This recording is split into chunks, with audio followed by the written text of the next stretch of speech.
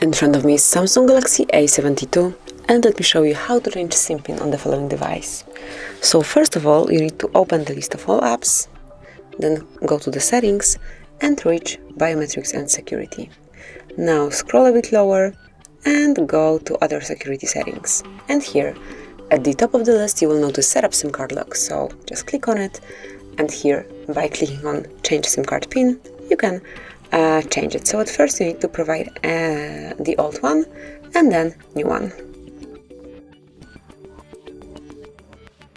And that's it. As you can see, it has been already changed, so this is it. This is how you can smoothly and easily change SIM card pin.